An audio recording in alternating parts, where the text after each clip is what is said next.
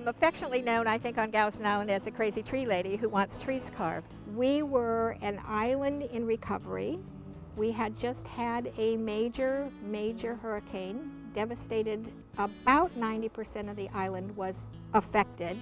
We lived with dead trees. We lived with 40,000 dead and dying trees. It was depressing. It was gray. It was it took your breath away to see block after block after block of dead trees. It is one of the biggest ecological disasters in a small area that they have ever seen. My first thought was, my tree was dead, I wanted it sculpted. Anything to keep wood out of the landfill. Well, the thought process for the angels was the gentleman who came down, Dale Lewis from Richmond, Indiana, stayed in my carriage house for 2 months while he carved trees, offered to carve for me. I have 2 granddaughters. Kaz is just Kaz Makiko, Samantha Kieran Brandt.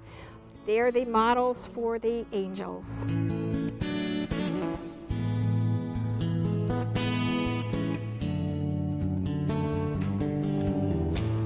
The tree was huge. It has a particular meaning to that family. All of those children had climbed in it, played in it. It kind of was a sanctuary for them. Their dad died just before the hurricane, and to have that tree carved into something meant that that family kept their family tree longer than just having it cut down. The gentlemen that are carving are true artists. They're not craftsmen. It's not a craft. It is an art form. It is a piece of sculpture. All 3 of the artists will say to you, the tree has to talk to me. The tree has to tell me what it can do and what it can't do.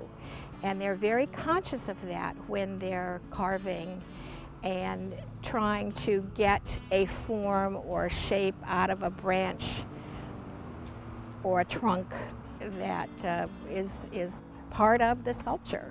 The geisha came about because I happen to have a particular love affair with the Far East.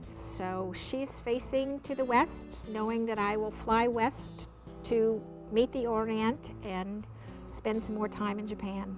I was devastated. I loved that tree. The doves cooed in that tree. There were birds, there were squirrels, there were hummingbirds and things that were always around that tree. But when one door closes, another opens, and now we have beautiful sculpture.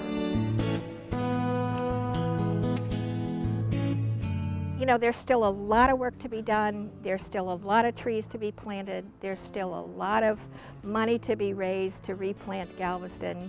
We've drop in the bucket. When you lay your head down on the pillow at night, you think about what did you do for someone else that day? What did you accomplish that day? What did you do good that day? And I sleep very well. Thank you.